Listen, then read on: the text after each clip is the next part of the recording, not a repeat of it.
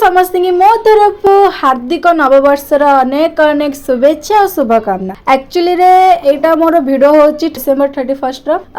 आमर प्लानिंग किछि अलगा थिला और किछि अलगा हे गला। लाडू बुलु बुलु बाकी काई दो देनी दीनी मटे काई काई बात तो काई को देनी देख देख देख ये पिलार पिलाଳିଆମି गुणटा जाऊनी ए जाए हो छाड़ ता कथा एबे आमे समस्ते एठी आसी टिके गपसप करथुलु कांगिना सब काम दाम से केवल रोसे कामटा ही बाकी थिला आउ आपण माने भाबुथिबे